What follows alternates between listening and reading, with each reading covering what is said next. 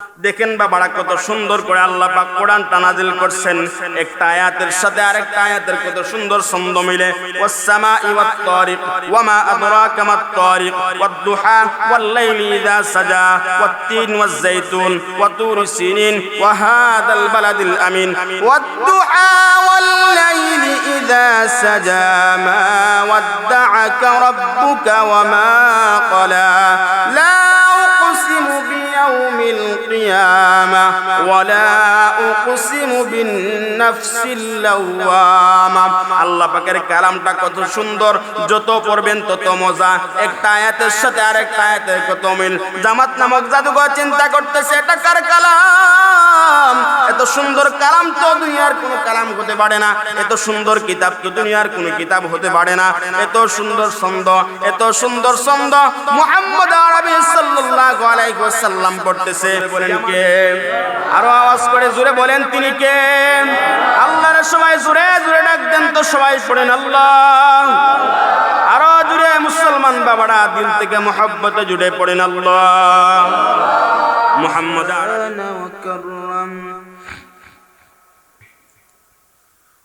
وكرم وعلمه من البيان ما لم يعلم فسبحان الذي لا يحصى امتنانه باللسان ولا بالقلم نشهد أن لا إله إلا الله وحده لا شريك له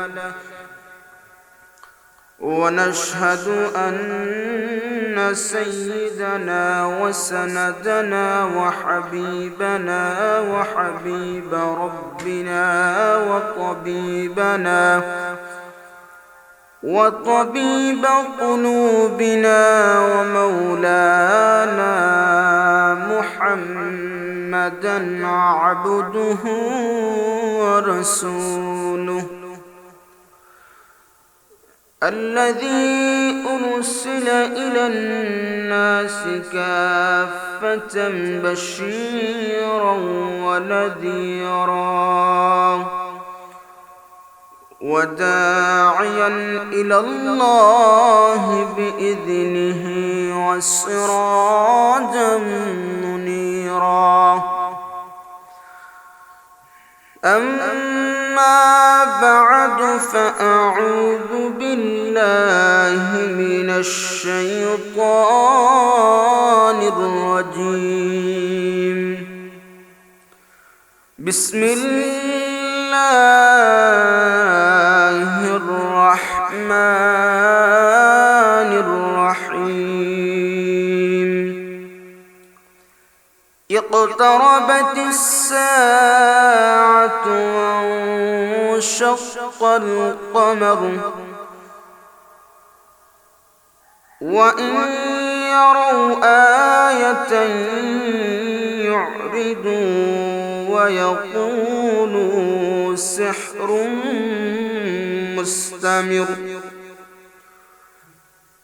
وقال تعالى في شان حبيبه إن الله وملائكته يصلون على النبي يا أيها الذين آمنوا صلوا عليه وسلموا تسليما নামাজের দুরুদ ইব্রাহিম মুহাব্বত সবাই পড়ি।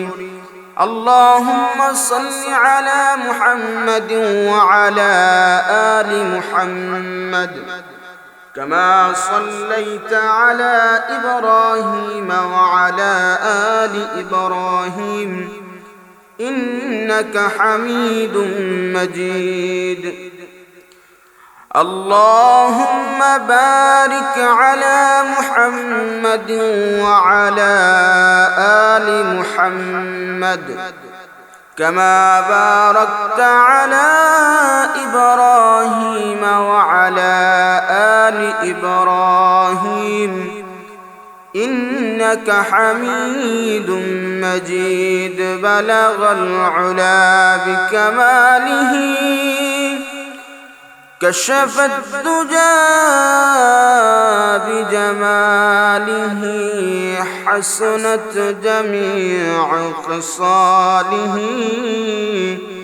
صلوا عليه وآله ذكر قل لا إله إلا الله لا إله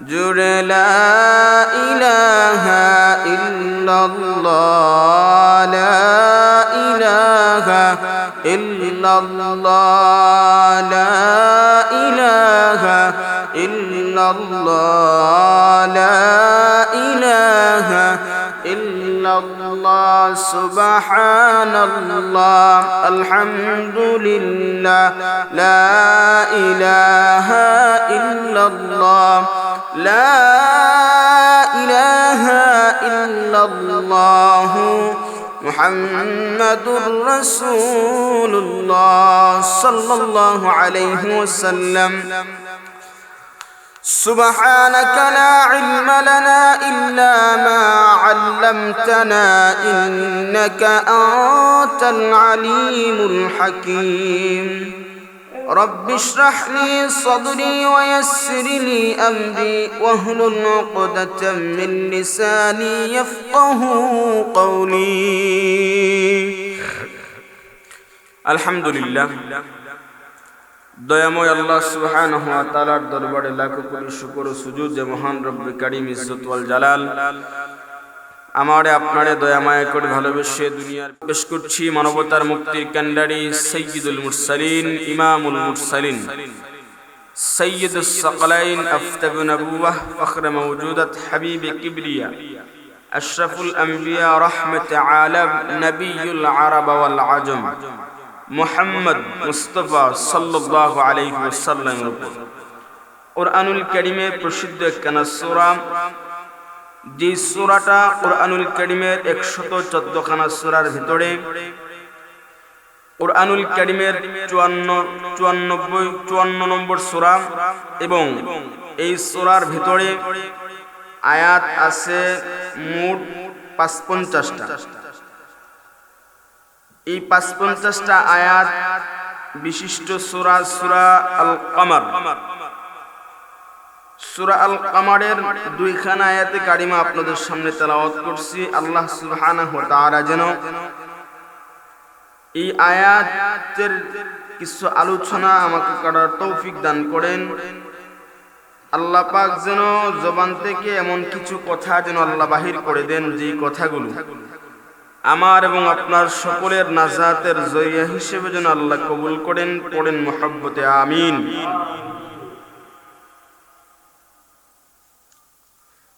আল্লাহ সুবহানাহু ওয়া তাআলা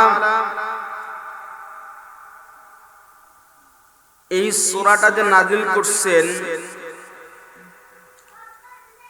যদি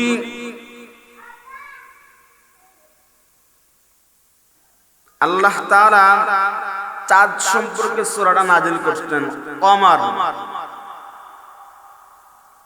এই চাঁদ সম্পর্কে আল্লাহ তাআলা সূরাটা কেন নাযিল করছেন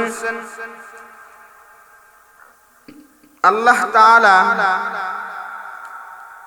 এই সূরাটা নাযিল করছেন রাসূল করিম সাল্লাল্লাহু আলাইহি ওয়াসাল্লামকে আবু জাহেলরা রাসূল করিম সাল্লাল্লাহু আলাইহি ওয়াসাল্লামকে অনেক অত্যাচার করছিল এবং কি নবী করিম সাল্লাল্লাহু আলাইহি ওয়াসাল্লামকে পাগল বলে জাদুঘর বলে তারা আখ্যায়িত করত নাউযুবিল্লাহ আল্লাহর রাসূলকে বলতো আল্লাহর রাসূল নাকি পাগল আল্লাহর রাসূল নাকি জাদুঘর হুজুর আকরাম সাল্লাল্লাহু আলাইহি ওয়াসাল্লামকে আবু জাহেলরা পাগল বলতো জাদুঘর বলতো রাসূল করিম সাল্লাল্লাহু আলাইহি ওয়াসাল্লাম মক্কার মানুষের নির্যাতনে অতিষ্ঠ হয়ে আল্লাহ পাকের হুকুমে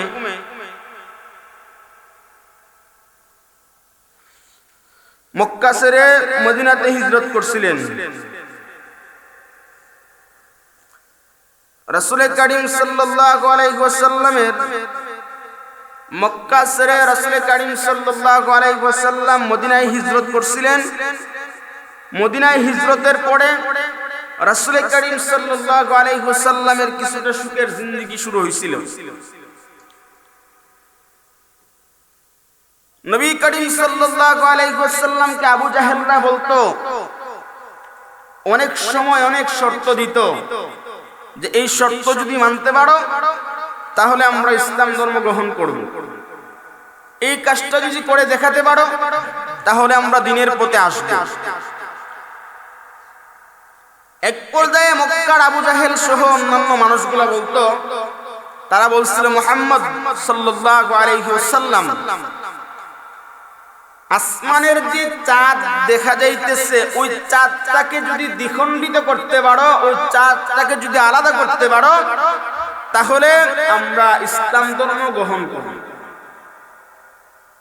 নবীজিকে শর্ত দিল যে মুহাম্মদ সাল্লাল্লাহু আলাইহি ওয়াসাল্লাম, যদি আসমানের চাঁদটাকে তুমি দ্বিখণ্ডিত করতে পারো তাহলে আমরা ইসলাম ধর্ম গ্রহণ করব, আমরা ঈমান আনব। রাসূল করিম সাল্লাল্লাহু আলাইহি ওয়াসাল্লামকে যখন শর্ত দেওয়া হলো যে চাঁদটাকে দ্বিখণ্ডিত করে দেখাও, দ্বীনের পথে আমরা চলে আসব, রাসূল করিম সাল্লাল্লাহু আলাইহি ওয়াসাল্লাম এই কথাটা শুনে নবীজি চিন্তায় পড়ে গেলেন। চাঁদ তো আমার দ্বারা দ্বিখণ্ডিত করা সম্ভব না, কিন্তু আসমানের ওই চাঁদটাকে দ্বিখণ্ডিত করতে পারেন একজন। আওয়াজ করে জুড়ে বলেন তিনি কে? আরো জুড়ে আওয়াজ করে বলেন তিনি কে? আল্লাহ। আসমানের চাঁদটাকে আল্লাহ দ্বিখণ্ডিত করতে পারেন। নবীজি চিন্তায় পড়ে গেলেন, পেরেশানিতে পড়ে গেলেন। আল্লাহ পাক জিবরাইল আলাইহিস সালাতু ওয়াস সালামকে পাঠিয়ে দিলেন, জিবরাইল আমার দোস্তের কাছে যাও, আমার হাবিবের কাছে যাও, গিয়ে বলো আমার দোস্ত আমার হাবিব যেন চিন্তিত না হন, পেরেশানি না হন। তারা যে শর্ত মুহাম্মদ সাল্লাল্লাহু আলাইহি ওয়াসাল্লামকে দিছে, আল্লাহর নবী যেন সেই শর্তে যেন রাজি হয়ে যান। জিবরাইল আলাইহিস সালাতু ওয়াস সালাম নবীর কাছে চলে আসলেন। আসার পরে বলতেছেন, আল্লাহর রাসূল, আবু জাহেল সহ অন্যান্য লোকেরা যে শর্ত আপনারে দিল ওই শর্তে আপনি রাজি হয়ে যান, আপনি শর্তটা মেনে নেন। আল্লাহ তাআলা জানায়া দিলেন আপনি যেন চিন্তা না করেন, আপনি যেন পেরেশানি না হয়ে যান, আপনি তাদের শর্তে রাজি হন। আপনি শুধু আসমানের চাঁদের দিকে ইশারা করবেন আর আসমানের চাঁদটা দ্বিখণ্ডিত করে দিবেন। যিনি আওয়াজ করে জুড়ে বলেন তিনি কে? আল্লাহ সুবহানাহু ওয়া তাআলা জিবরাইল আলাইহিস সালাতু ওয়াস সালামের মাধ্যমে দোস্তরে জানায়া দিলেন, দোস্ত আমার চিন্তা করো না, পেরেশানি হয়ে যায় না, তুমি শর্তে রাজি হয়ে যাও। আল্লাহর রাসূল শর্তে রাজি হয়ে গেলেন, আসমানের চাঁদটাকে আমি দ্বিখণ্ডিত করব। যদি দ্বিখণ্ডিত করতে পারি সত্যি সত্যি কি তোমরা ইসলাম ধর্ম গ্রহণ করবা? যদি দ্বিখণ্ডিত করতে পারি সত্যি সত্যি কি তোমরা ঈমান আনবা?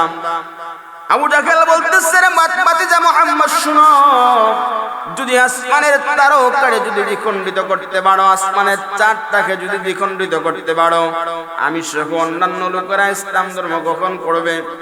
আবু জাহেলকে আল্লাহর নবী বলতেছেন, চাচা দাঁড়ান, আসমানের চাঁদটাকে মুহাম্মদ সাল্লাল্লাহু আলাইহি ওয়াসাল্লাম দ্বিখণ্ডিত করবেন।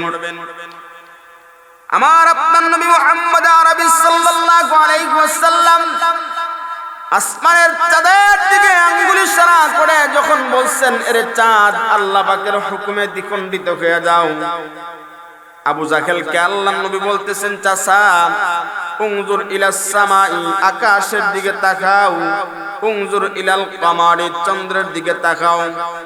আমার আপনার নবী মুহাম্মদ আরবি সাল্লাল্লাহু আলাইহি ওয়াসাল্লাম আসমানের চাঁদের দিকে তাকায় যখন আল্লাহর নবী আঙ্গুল দ্বারা শাহাদাত আঙ্গুল দ্বারা যখন ইশারা করলেন, শাহাদাত আঙ্গুল দ্বারা ইশারা করার সাথে সাথে আল্লাহ পাকের হুকুমে আসমানের ওই চারটা একটা অংশ জমিনে এসে পড়ে, আরেকটা অংশ গিয়া পাহাড়ের মধ্যে পড়ে। পড়েন না সুবহানাল্লাহ।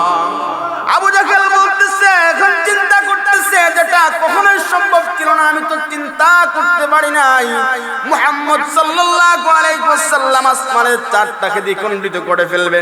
আবু জাহেল মনে মনে চিন্তা করতেছে, এটা কি দেখলাম, আসমানের চাঁদের একটা অংশ জমিনে এসে পড়লো, আর একটা অংশ পাহাড়ে গিয়ে পড়লো। আবু জাহেল আবার চিন্তা করতেছে এখন কি করা যায়, কি করা যায়। আবু জাহেল বলতেছে, রে ভাতিজা মুহাম্মদ, এতদিন শুনতাম তোমার জাদু যাদের কাছে লাগে, সন্তানের কাছে যদি তোমার জাদু লাগে তাহলে বাবার থেকে সন্তান আলাদা হয়ে যায়। তোমার জাদু এতদিন শুনতাম জমিনের মধ্যে লাগে, এর ভাতিজা একবার কি দেখলাম, শুধু জমিনে না, জমিনে না, এখন দেখি তোমার জাদুটা আসমানে পর্যন্ত লাগে। পড়েন না নাউযুবিল্লাহ। মুহাম্মদ সাল্লাল্লাহু আলাইহি ওয়াসাল্লামকে চাচা জাহেল আবু তালেব বলতেছে, রে ভাতিজা মুহাম্মদ, এটা তো তুমি জাদুর মাধ্যমে আসমানের চারটাকে দ্বিখণ্ডিত করছো। আবু জাহেলের ছোট একটা বাচ্চা ছিল পাশে, ওই ছোট বাচ্চাটা বলতেছে, আব্বা, আমার চাচাতো ভাই মুহাম্মদ সাল্লাল্লাহু আলাইহি ওয়াসাল্লাম উনি তো সত্যি সত্যি আসমানের চারটাকে দ্বিখণ্ডিত করছে। তুমি তো বলছিলা আসমানের চারটাকে যদি দ্বিখণ্ডিত করতে পারো তাহলে তুমি দিনের পথে চলে আসবা, ইসলাম ধর্ম গ্রহণ করবা। আবু জাহেল মেয়েকে ধমক দিয়ে থামায়া দিল। আবু জাহেলকে আল্লাহর নবী বলতেছেন, চাচা গো, তুমি না বলছিলাম চারটা দ্বিখণ্ডিত হলে তুমি ইসলাম ধর্ম গ্রহণ করবা, ঈমান আনবা? আবু জাহেল বলতেছে, রে ভাতিজা মুহাম্মদ শোনো, একটা সপ্তাহ পরে যেই আরবের যেই মানুষগুলা, ব্যবসায়িক মানুষগুলা শাম দেশের মধ্যে গেছিল, ওই শাম দেশের মধ্যে ব্যবসার মধ্যে তারা গেছে, এক সপ্তাহ পরে বাড়ি ফিরবে। ওই শাম দেশের ব্যবসায়ী মানুষরা যখন মক্কার মধ্যে চলে আসবে, মক্কার মধ্যে চলে আসার পরে ওই শাম দেশের মানুষগুলা যদি বলে তারা ওখান থেকে দেখতে পাচ্ছে চারটা দ্বিখণ্ডিত হয়েছে, তাহলে আমি ঈমান আনবো। একটা সপ্তাহ অপেক্ষা করা হলো। এক সপ্তাহ অপেক্ষা করার পরে শাম দেশের মানুষগুলা এক সপ্তাহ পরে যখন মদিনা মক্কার মধ্যে আসবে, আবু জাহেল এবং মুহাম্মদ সাল্লাল্লাহু আলাইহি ওয়াসাল্লাম দাঁড়ায় রইলেন। শাম দেশের ব্যবসায়ী মানুষরা যখন মক্কার মধ্যে চলে আসলো, আবু জাহেল বলতেছে, ওই ব্যবসায়ী মানুষদেরকে বলতেছে, তোমরা তো শাম দেশের মধ্যে ছিলা, এক সপ্তাহ আগে তোমরা কি দেখছনি আকাশে চারটা দ্বিখণ্ডিত হইয়া একটা অংশ জমিনের মধ্যে পড়ছে, আরেকটা অংশ পড়ছে গিয়া পাহাড়ের মধ্যে, তাহলে তোমরা শাম দেশের মধ্যে দেখছনি আসমানের চারটা দ্বিখণ্ডিত হইছে, তোমরা দেখছনি? শাম দেশের মানুষগুলা বলতেছে, আবু জাহেল শুনো, আমরা শাম দেশের মধ্যে ছিলাম, কিন্তু আমরা শাম দেশের মধ্যে তাইকা দেখতে পারছি আসমানের তারক, আসমানের চারটা, একটা অংশ গিয়া পাহাড়ের মধ্যে পড়ছে, আর একটা অংশ গিয়া জমিনের মধ্যে পড়ছে। আবু জাহেল এবার চিন্তা করতেছে, আবু জাহেল এবার চিন্তা করতেছে কি করা যায়, কি করা যায়। আবু জাহেল এবার নবীরে বলতেছে, রে মুহাম্মদ, এতদিন শুনতাম তোমার জাদু শুধু জমিনে লাগে, তোমার জাদু আসমানের মধ্যে লাগে। শাম দেশের মানুষগুলা যে শাম দেশ থেকে, মক্কার মানুষগুলা শাম দেশের মধ্যে থেকে ব্যবসা করে যে আসছে, তোমার জাদুটা ওই পর্যন্ত গিয়া লাগছে, তাদেরকে তুমি জাদু পড়াইয়া তাদের দিলটা তুমি পাল্টাইয়া দিলা। পড়েন না নাউযুবিল্লাহ। আল্লাহ পাক কোরআনুল কারীমে সুন্দর করে সূরা কমারের মধ্যে আল্লাহ তাআলা বলতেছেন, ইকতারাবাতিস সাআতু ওয়া শাক্কাল কমার ওয়া ইন ইয়ারাউ আয়াতান ইউরিদু ওয়া ইয়াকুলু সিহরুম মুস্তামির। জুড়ে পড়েন না আল্লাহু আকবার।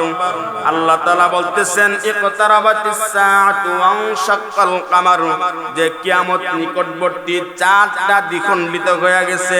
অর্থাৎ আল্লাহ তাআলা নিজে বলতেছেন, ইকতারাবাতিস সাআতু ওয়া শাক্কাল কমার, কিয়ামত নিকটবর্তী, তার মানে হলো কিয়ামত খুব কাছে। কারণটা হলো চাঁদটা দ্বিখণ্ডিত হয়ে গেছে, তার মানে হলো চাঁদ দ্বিখণ্ডিত হওয়া এটাও একটা কিয়ামতের আলামত। এরপরে আল্লাহ তাআলা সুন্দর করে বলতেছেন, ওয়া ইয়ারাউ আয়াতান ইউরিদু ওয়া ইয়াকুলু সিহরুম মুস্তামির, আর তারা কোন নির্দেশন পেল দেখলো মুখ ফিরিয়ে নেয় এবং বলে চলমান এটা জাদু। অর্থাৎ আল্লাহ তাআলার পক্ষ থেকে যখন কোন নির্দেশনা দেখানো হয়, আল্লাহ তাআলার পক্ষ থেকে নির্দেশনা দেখানোর পরে কাফের মুশরিকরা বলতে লাগলো এটা হলো জাদু, এটা জাদু, এটা জাদু। পড়েন না নাউযুবিল্লাহ। মুহাম্মদ সাল্লাল্লাহু আলাইহি ওয়াসাল্লামকে এভাবে অনেক পরীক্ষা তারা করছিল। একবার আবু জাহেল মুহাম্মদ সাল্লাল্লাহু আলাইহি ওয়াসাল্লাম রে বলতেছে, রে বাতিজা মুহাম্মদ, দিনের পথে চলে আসব, ইসলাম ধর্ম গ্রহণ করব, ঈমান আনব।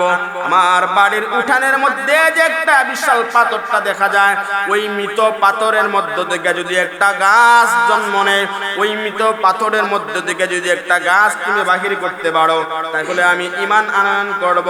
আল্লাহ পাক জানায় দিলেন, নবী আমার, চিন্তা করো না, পেরেশানি হয়ে যায় না, তুমি আল্লাহ পাকের নির্দেশে, তুমি আল্লাহ পাকের হুকুমে বলো, আরে পাথর তুমি শুনো, আল্লাহ পাকের হুকুমে তুমি গাছ জন্ম দিয়ে দাও। আবু জাহেলকে আল্লাহ নবী বলতেছে, চাচা গো, আপনি শুনেন, ওই পাথরের মধ্য থেকে যদি গাছ জন্ম নেয়, তাহলে তুমি ইসলাম ধর্ম গ্রহণ করবা, ঈমানকে আনয়ন করবা। আবু জাহেল বলতেছে, রে বাতিজা মুহাম্মদ শোনো, ওই মরা গাছের মধ্য থেকে যদি তুমি একটা মরা পাথরের মধ্য থেকে যদি গাছ বাহির করতে পারো, তাহলে আমি ইসলাম ধর্ম গ্রহণ করব।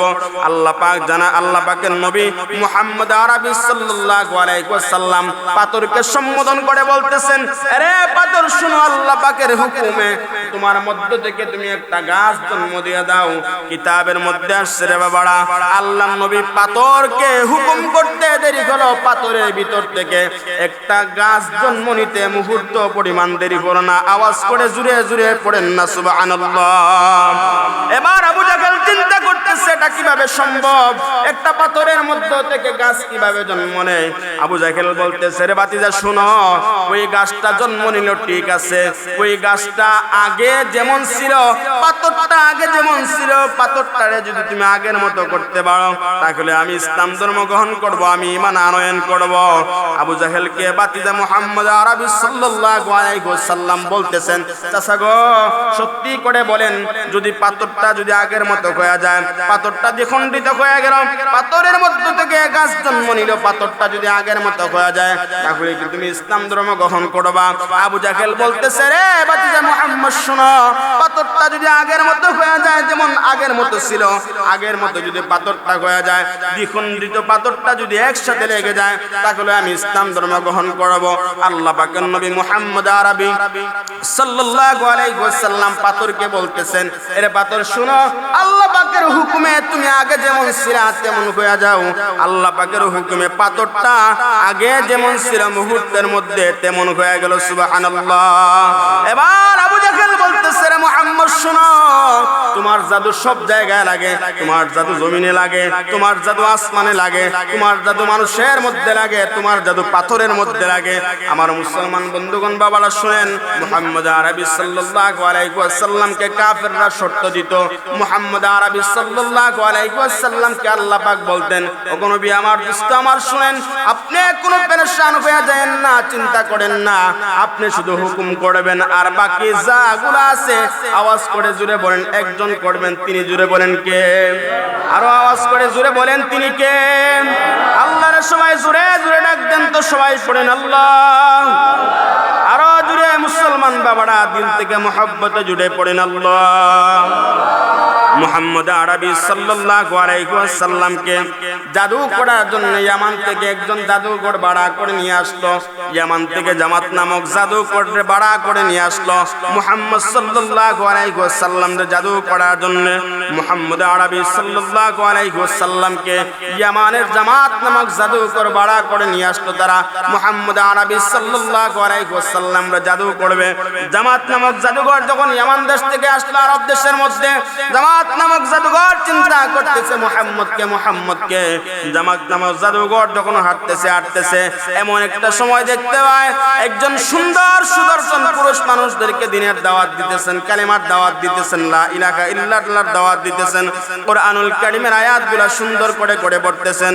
মুহাম্মদ আরবি সাল্লাল্লাহু আলাইহি ওয়াসাল্লাম পড়তেছেন, ওয়াস সামাই ওয়াত তারিক ওয়া মা আদরাকা মাত তারিকুন নাজমুস সাকিব ওয়াদ-দুহা ওয়াল-লাইলি ইযা সাজা মা ওয়াদ্দা'আকা রাব্বুকা ওয়া মা ক্বালা।